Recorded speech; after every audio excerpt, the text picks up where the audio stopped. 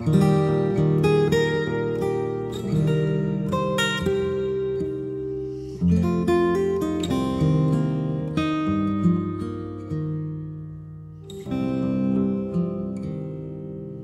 é Robert Van Dyke? Olha, é uma pergunta que eu mesmo me faço há muito tempo. Descobrir-se quem é algo que é um trabalho que a gente começa e praticamente não termina. Eu acho que é uma das coisas mais intrigantes e desafiantes e ao mesmo tempo lindas da vida. É a gente poder buscar conhecer-se para poder responder quem é. Mas se eu poderia te dizer hoje quem acho que eu sou uma pessoa de bem com a vida.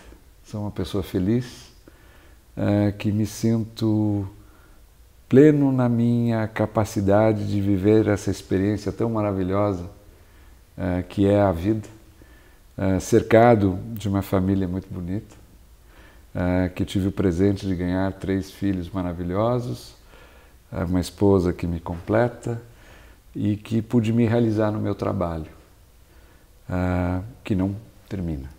Então, eu diria que Robert é mais um que passa por aqui para viver uma experiência de vida e que pode-se dizer que é feliz.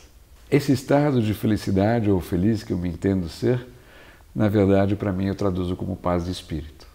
Então, na verdade, eu tenho a alegria de poder sentir-me em permanente paz de espírito. E como é que é essa família que você cresceu?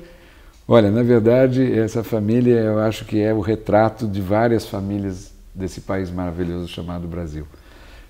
Eu sou fruto de uma miscigenação super interessante. Meu pai é holandês e minha mãe nascida em Trinidad e Tobago. Se conheceram na Venezuela, casaram-se em Maracaibo e depois vieram aqui para o Brasil.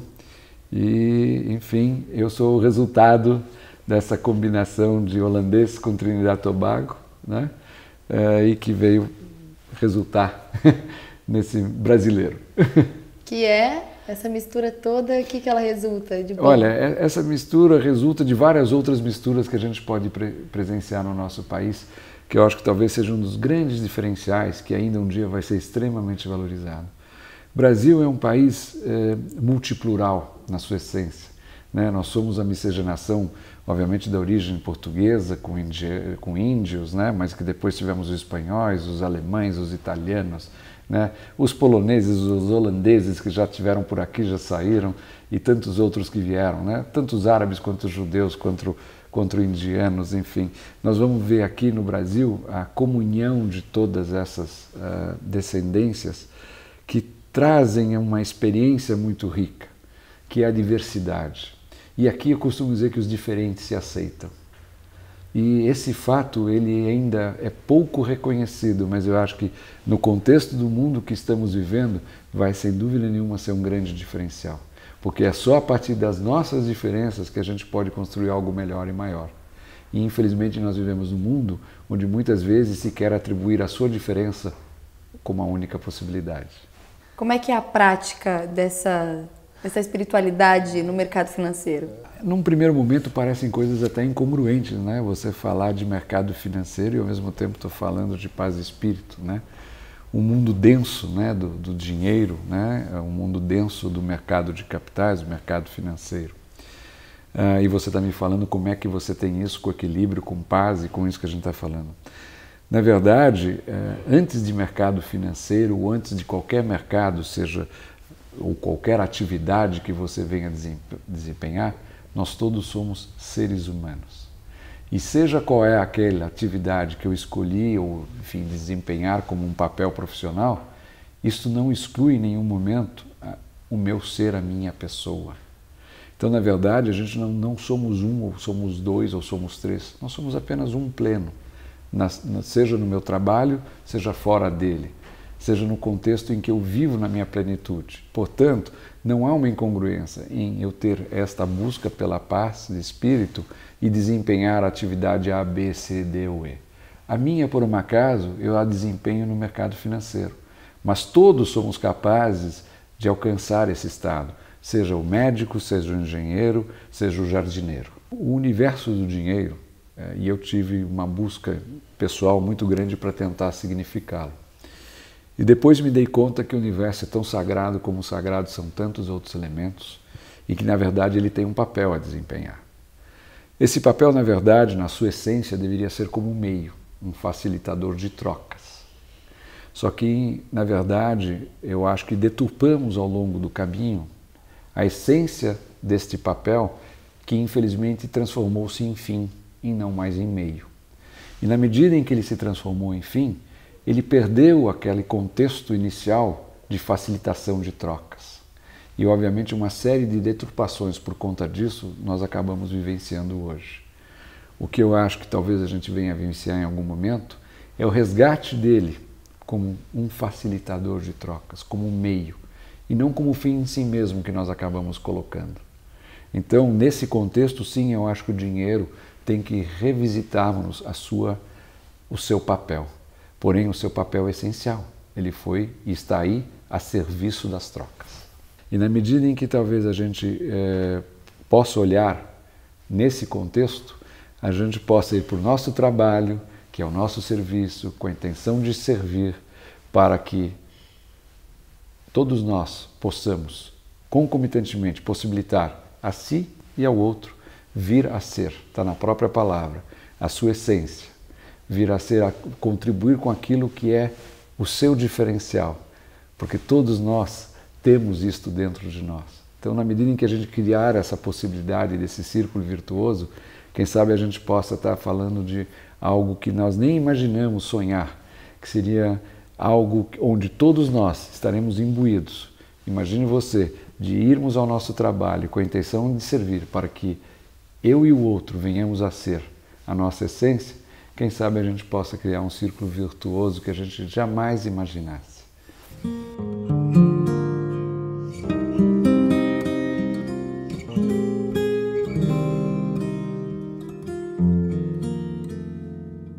Qual foi o exemplo que você recebeu dos seus pais e que agora você passa para os seus filhos? Papai vivenciou a Segunda Guerra Mundial, né?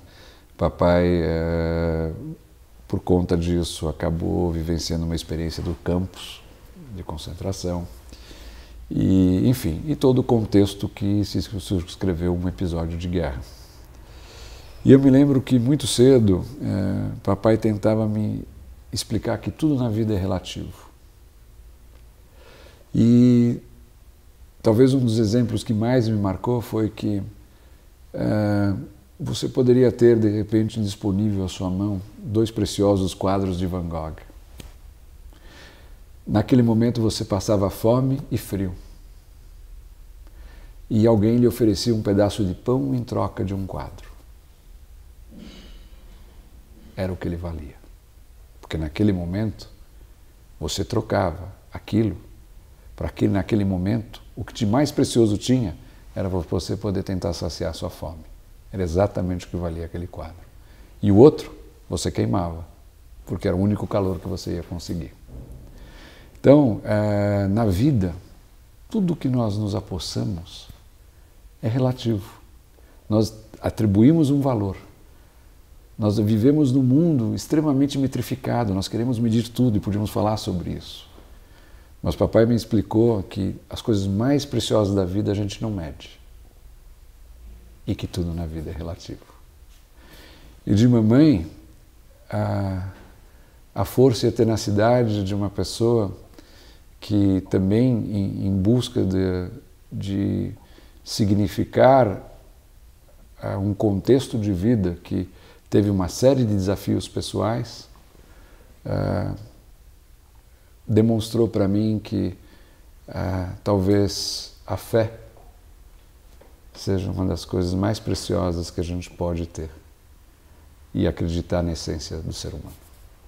Eu acredito que eu sou uma pessoa que sempre busquei, através do contexto da espiritualidade, unindo dentro da racionalidade que não é inerente, harmonizar todo um contexto do que eu chamo dos 4 corpos. Na verdade, nós temos o nosso corpo físico, nós temos o nosso corpo mental, nós temos a nossa alma, que formam no seu conjunto o nosso corpo espiritual. Então, talvez, se a resposta é se eu me entendo um homem espiritual, eu diria que eu trabalho nesse sentido, sim, de tentar harmonizar esses 3 corpos para formar esse corpo espiritual. Todo o dinamismo que está aí, e aí a gente poderia falar muito, desde o contexto do modelo educacional, ele nos leva e nos remete a estabelecer um processo onde a gente não se dá conta daquilo que estamos buscando ou para que estamos buscando. Na verdade, existe a busca frenética, né, da conquista, né, do fazer, onde talvez a principal conquista do ser, e aí onde eu me bato, ficou ignorada. Na verdade, nessa dinâmica, a gente estabeleceu o que eu chamo de uma competição destrutiva. Podíamos falar muito sobre isso, que é o modelo que está instalado. A nossa natureza é competitiva, e que maravilha que é. Mas a primeira pessoa com quem eu compito é comigo mesmo. As grandes vitórias, elas não se dão em relação ao outro, elas se dão em relação a você mesmo. Essas são as grandes conquistas. Não tem nada melhor do que isso, né? E dentro desse contexto, que bom que a gente tem essa natureza competitiva. E aí eu falo num modelo, quem sabe, que a gente possa instalar de competição colaborativa. É um outro, né? Tem assuntos para burro para a gente falar sobre isso. Mas eu acho que nos dará uma nova oportunidade, né? Não vamos fugir à nossa essência competitiva, não, mas a gente pode estabelecer um outro modelo a partir daí, né? E dentro desse contexto, eu acho que a gente vai descobrir oportunidades fantásticas. A mente humana é tão maravilhosa. Se você olhar o que a gente foi capaz de desenvolver a nível de conquistas tecnológicas nesses últimos 50 anos, é algo maravilhoso, né? Eu fui daqueles que ainda peguei rádio com transistor, né? Telefone onde que tinha que ter lá aquela telefonista para engaixar o fio, e você pegava um telefone que tinha que rodar e falar e você não ouvia ninguém.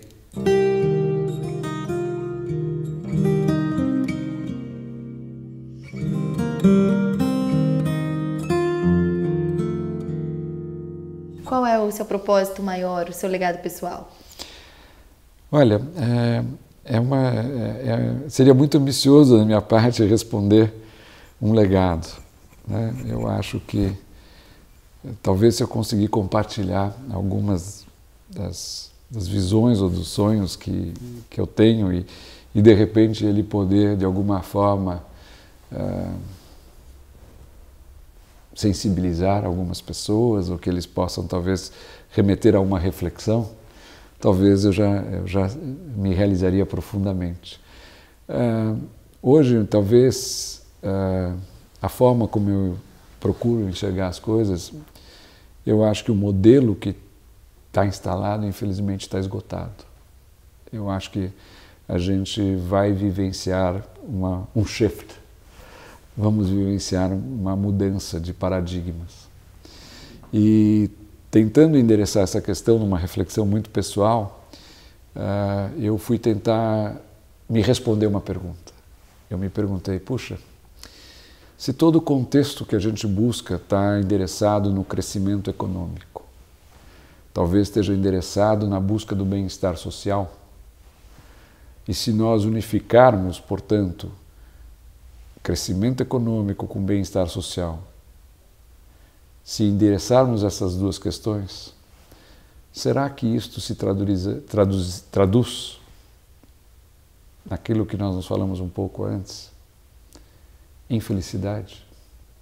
Será que, de fato, quanto mais um país crescer, ou quanto mais uma empresa crescer, será que quanto mais eu endereçar questões fundamentais, que é o bem-estar social, sem dúvida nenhuma,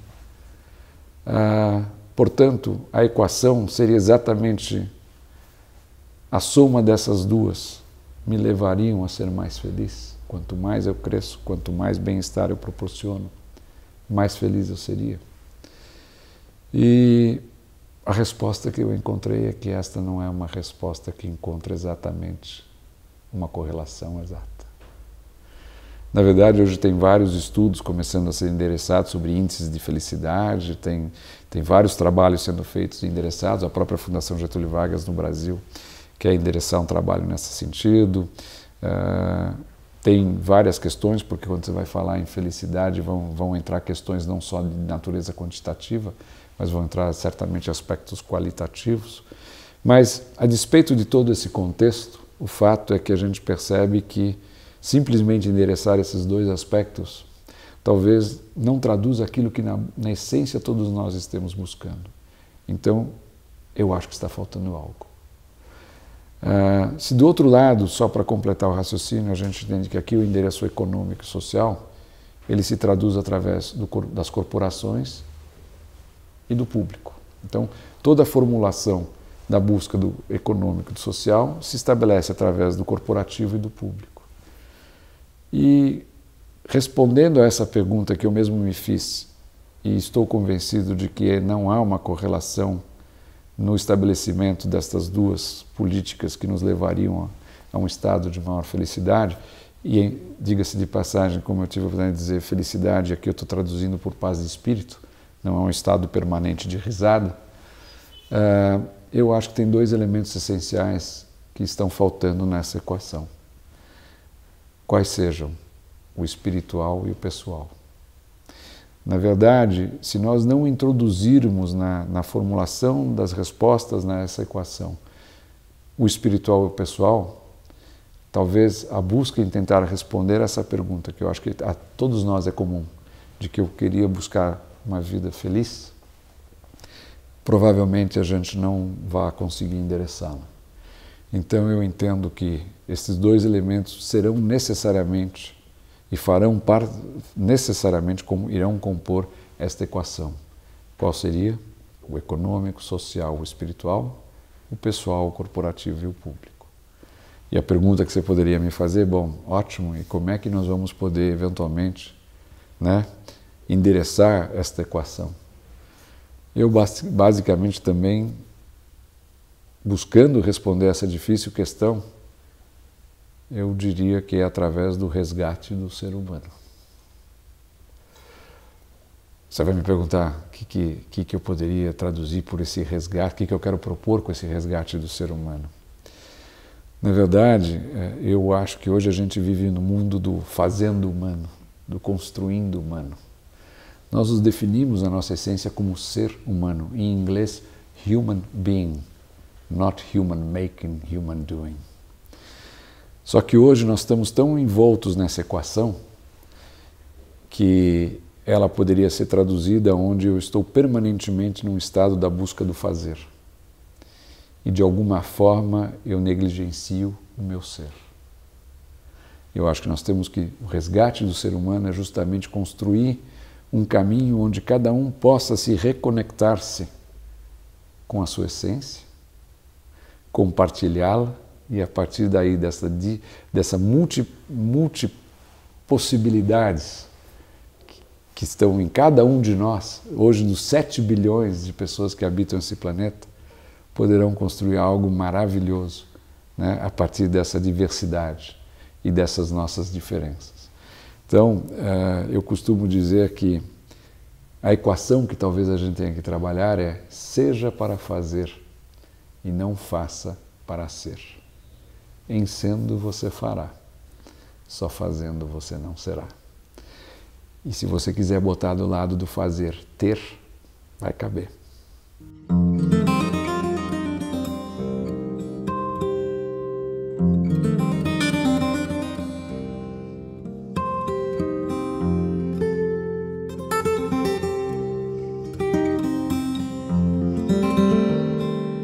Esse estado de consciência que eu falo, o despertar dessa consciência, talvez nos remeta a estas possibilidades de começarmos a enxergar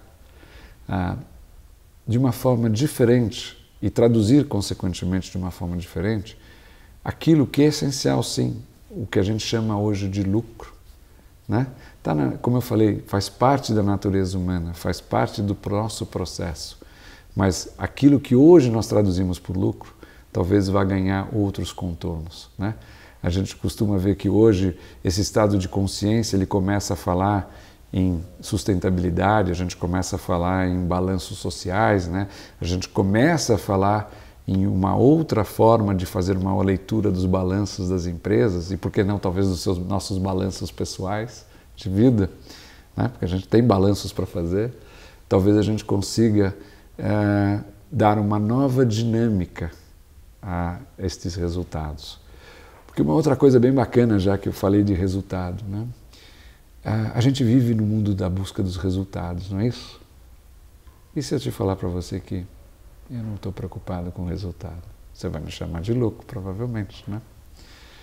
Mas você já percebeu que a palavra resultado, ela significa, ela resulta de, né?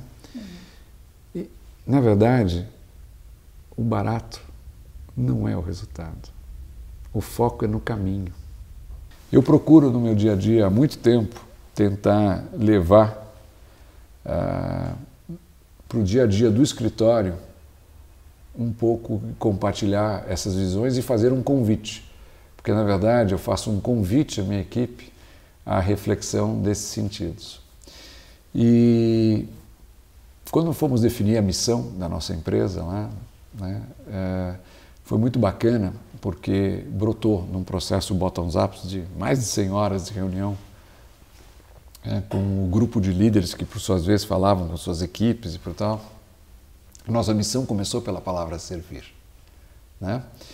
E foi a partir daí que eu fiz um convite para todo mundo. Bom, a gente colocou na nossa missão servir, mas será que a gente sabe o que é servir? Aí a gente organizou um workshop bastante interessante para que a gente pudesse vir a definir servir. E foi nessa experiência da busca do servir, onde também numa dinâmica de encontros quinzenais que eu faço com o meu grupo, né? Onde, a despeito de toda a dinâmica que a gente tem, obviamente, dentro do contexto do universo que a gente vivencia, das metas e objetivos que nós também temos, que nós traçamos e que avaliamos, né?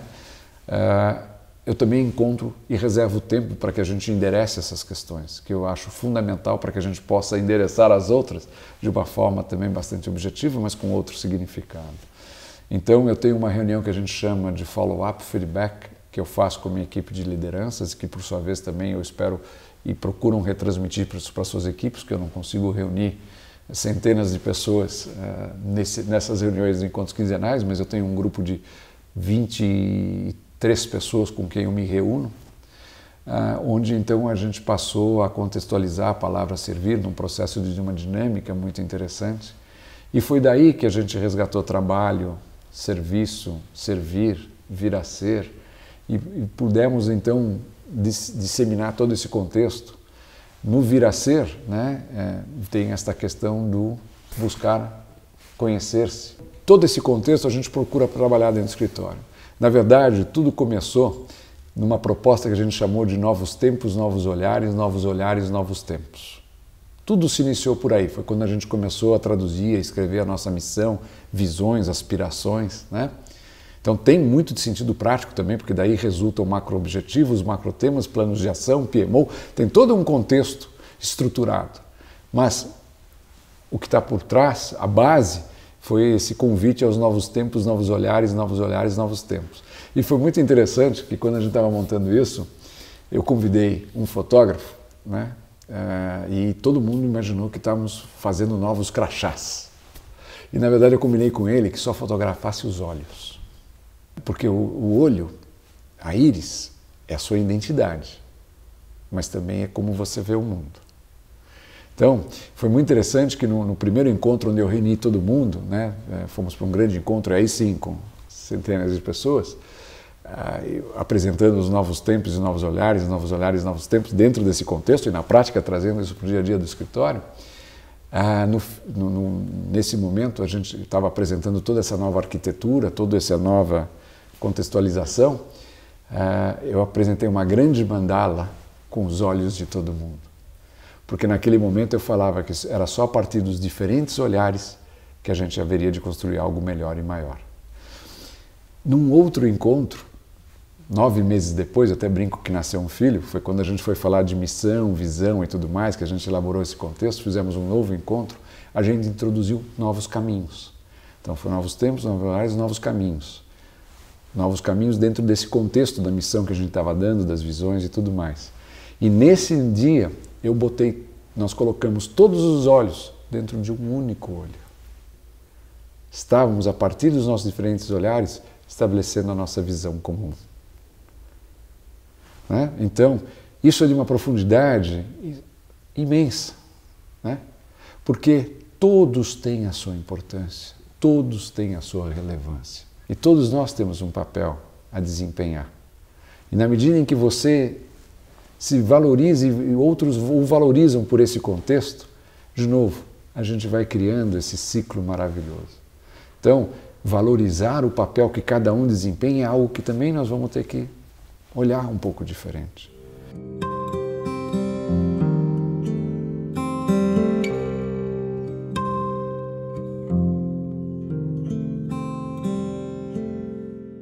Quais são suas práticas com você mesmo, para você escutar o seu coração?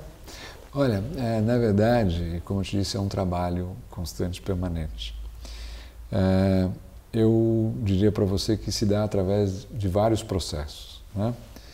Livros, sem dúvida nenhuma, são sempre um bom caminho, né? Livros é um companheiro muito interessante, ele nos traz essa possibilidade de introduzir o mundo do conhecimento, mas não necessariamente ele vai me trazer a possibilidade de praticar o meu mundo, descobrir o meu mundo interior, né? Os livros nos trazem o que eu chamo o que vem de fora para dentro, mas o que está de dentro para fora vai requerer outras práticas.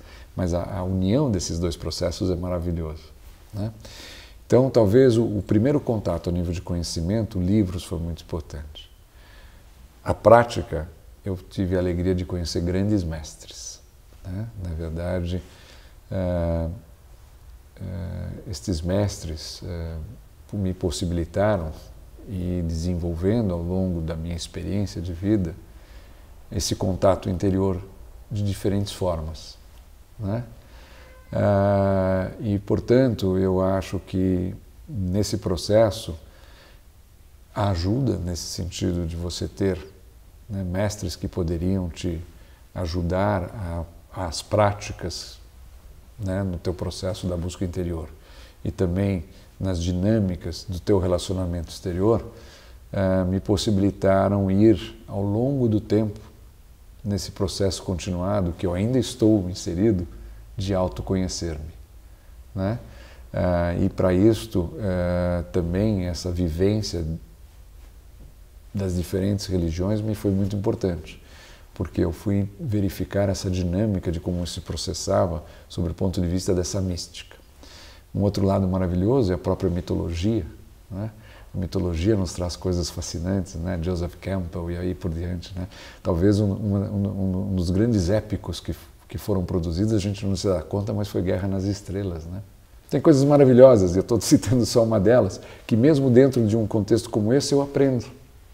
Né? Eu aprendo a ver como tem uma série de ensinamentos que estão aí para a gente ser absorvido, mas eles precisam ser praticados, e aí vem a prática. Então, talvez se eu só lesse, eu não ia conseguir. A leitura faz parte, né?